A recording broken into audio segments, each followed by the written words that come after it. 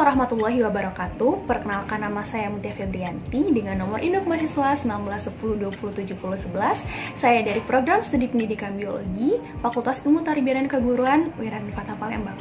Di video kali ini saya akan membuat video simulasi mengajar pada mata kuliah praktik pembelajaran mikro yang diampu oleh dosen saya, yaitu Ibu Quratul Aini MPD, dengan menggunakan media Google Sites pada materi perubahan iklim kelas 7. Baiklah, tidak usah berlama-lama lagi, kita langsung saja ke videonya. Assalamualaikum warahmatullahi wabarakatuh semuanya. Apa kabar? Semoga sehat selalu ya. Alhamdulillahirrabbilalamin. Wassalatu wassalamu ala asrafil anbiya'i wa mursalin wa ala alihi wa sahbihi ajma'in, amma ba'd. Pertama-tama marilah kita panjatkan puji dan syukur kita atas kehadiran Allah Subhanahu wa taala, karena berkat beliau lah kita dapat berkumpul di sini dalam keadaan sehat walafiat. Salawat serta salam selalu kita curahkan kepada Nabi kita, Nabi Muhammad SAW. Nah, sebelum kita memulai pembelajaran, ada baiknya kita mengucapkan lafaz basmalah. Bismillahirrahmanirrahim. Nah, baiklah, di sini kita akan mempelajari tentang perubahan iklim ya teman-teman. Teman-teman ada yang tahu nggak sih perubahan iklim itu apa? Nah, sebelum kita melangkah lebih jauh tentang perubahan iklim, kita harus tahu dulu pokok bahasan apa yang harus kita pelajari hari ini. Jadi yang pertama, itu kita akan membahas tentang definisi atau konsep dari perubahan iklim itu sendiri. Jadi kayak pengertian perubahan iklim itu apa sih gitu. Terus yang kedua, itu ada tentang faktor-faktor penyebabnya. Apa yang menjadi perubahan iklim itu terjadi gitu. Terus yang ketiga, itu adalah dampak dari perubahan iklim itu sendiri. Nah, jadi ketiga pokok bahasan itu akan kita pelajari hari ini pada pertemuan pertama. Nah, nanti pada pertemuan yang kedua, itu kita akan pelajari tentang pokok bahasan yang lain yang lebih kompleks gitu, atau yang lebih detail lagi tentang perubahan iklim. Nah, teman-teman, di sini saya akan menggunakan media Google Sites yang akan menjembatani kita untuk bisa mempelajari lebih dalam lagi tentang perubahan iklim ini. Nah, sebelum itu, teman-teman harus masuk dulu ke dalam Google Sites yang sudah saya berikan sebelumnya, dan teman-teman masuk ke akun Google teman-teman masing-masing. Nah, jika teman-teman sudah masuk ke dalam link Google Sites yang sudah saya berikan, selanjutnya teman-teman masuk ke dalam tombol kehadiran.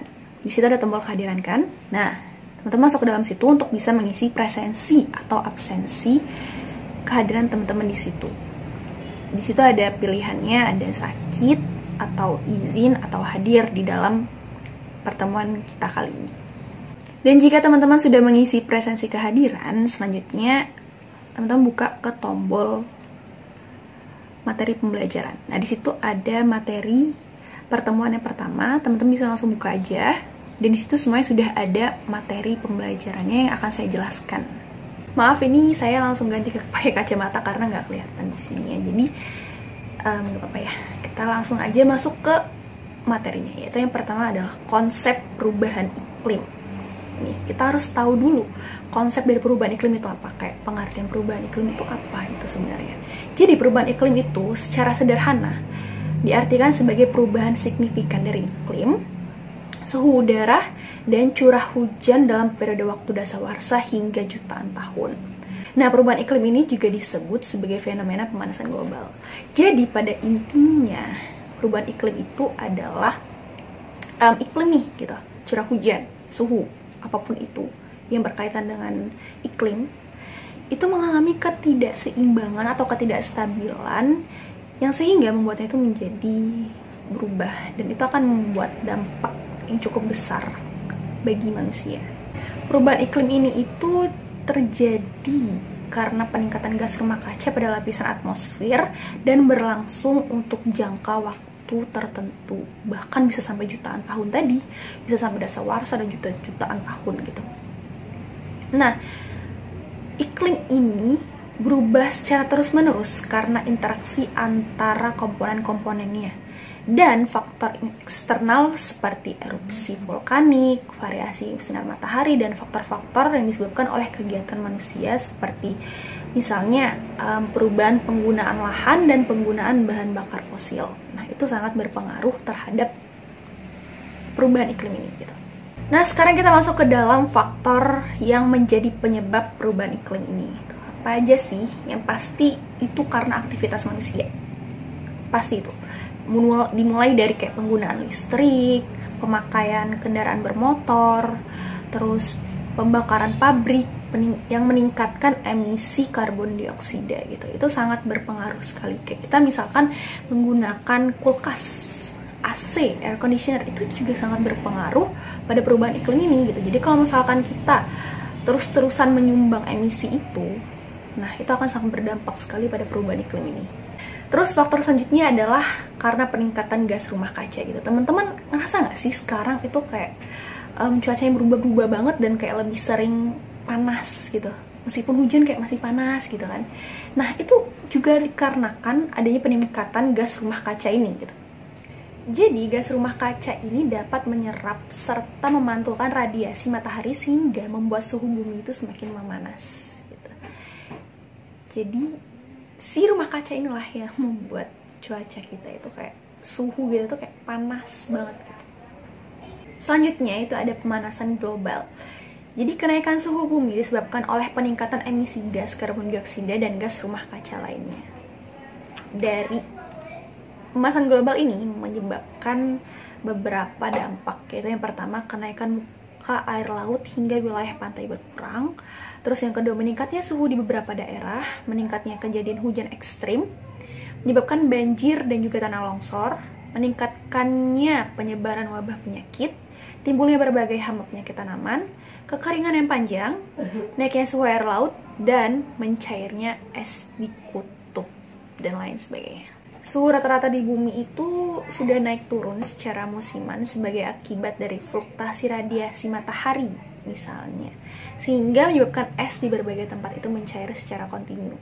Namun, diperkirakan perubahan iklim yang terjadi sekarang dan yang akan datang dapat disebabkan bukan hanya oleh peristiwa alam saja, justru diakibatkan oleh aktivitas manusia. Terus kemajuan pembangunan ekonomi yang pesat juga memberikan dampak yang serius terhadap iklim dunia. Misalnya seperti pembakaran batu bara, minyak, dan kayu, serta pembabatan hutan yang dilakukan tanpa kontrol dan secara besar-besaran. Penyebab lainnya yang terakhir yaitu adalah kerusakan fungsi hutan. Itu sama seperti yang sudah saya jelaskan sebelumnya. Jadi, fungsi hutan itu sudah tidak lagi maksimal diakibatkan oleh penebangan hutan yang dapat mengurangi jumlah penangkapan karbon dioksida di bumi gitu. Jadi bayangin aja misal hujan turun, terus hujannya itu gak ada tempat serapan. Jadi karena seluruh tanah, seluruh hutan itu sudah digundulin dan dibangun bangun-bangunan yang sudah tinggi-tinggi sehingga tidak ada lagi tempat penyerapan, dan itu bisa menyebabkan apa? Menyebabkan banjir dong. Dan itu sudah masuk ke dalam perubahan iklim. Nah, selanjutnya pokok bahasan kita yang terakhir yaitu adalah dampak dari perubahan iklim gitu. Dampaknya nih, kayak penyebabnya tadi itu terdapat dampak yang ditimbulkan dari perubahan iklim ini sendiri. Apa aja sih? Yaitu yang pertama, ada mencairnya lapisan es di kutub utara dan selatan yang mengakibatkan naiknya permukaan air laut. Ini sebenarnya sama kayak penyebab dari pemanasan global tadi. Terus juga ada peningkatan permukaan air laut yang akan menyebabkan tenggelamnya daerah pesisir dan pulau-pulau kecil. Lalu ada pergeseran musim. Musim kemarau akan berlangsung lama yang akan mengakibatkan kekeringan sehingga potensi kebakaran itu akan sangat meningkat. Lalu pada musim hujan akan berlangsung cepat dengan kecenderungan intensitas curah hujan yang lebih tinggi sehingga mengakibatkan banjir dan tanah longsor gitu. Jadi pergeseran musim ini kayak misalkan yang biasanya intensitas curah hujannya itu yang kayak biasa aja, yang nggak terlalu deres, itu tiba-tiba jadi yang deres banget gitu. Atau yang biasanya kemarau itu biasanya kayak cuma berapa bulan, ini bisa sampai setengah tahun gitu mungkin. Nah, itu juga disebabkan oleh dampak dari adanya perubahan iklim ini gitu. Selanjutnya itu ada terjadinya krisis persediaan makanan karena tingginya potensi gagal panen dan krisis air bersih. Nah, itu juga sangat berdampak sekali terhadap panen para petani dan juga krisis air bersih. Dan yang kelima itu ada meluasnya penyebaran penyakit tropis seperti malaria, Aedes aegypti, dan juga diare. Dan yang terakhir itu hilangnya jutaan spesies flora dan fauna karena tidak dapat beradaptasi dengan perubahan suhu di bumi ini. Dan mereka akan semakin langka gitu karena mengalami seleksi alam dan mereka tuh nggak bisa beradaptasi gitu loh. Beradaptasi terhadap lingkungannya sehingga mereka akhirnya punah. Nah teman-teman, kita sudah berada di penghujung materi tentang perubahan iklim pada pertemuan pertama ini, yang dimana tadi pokok bahasannya ada tentang konsep perubahan iklim, terus yang kedua ada faktor penyebab dari perubahan iklim, terus yang ketiga ada dampak perubahan iklim. Nah teman-teman, sebelum saya menutup materi pada pertemuan pertama ini, saya ingin teman-teman mengerjakan tugas yang sudah saya berikan di tombol tugas di Google Site saya. Itu udah saya cantumkan tugasnya dan silahkan teman-teman kerjakan dengan tenggat waktu yang nanti saya berikan. Baiklah, terima kasih banyak atas perhatiannya. Semoga pembelajaran kita hari ini dapat mendapatkan manfaat dan juga berkah yang luar biasa. Nah, sebelum kita menutup pertemuan kali ini, ada baiknya kita mengucapkan lafaz hamdalah. Alhamdulillahirrabbilalamin.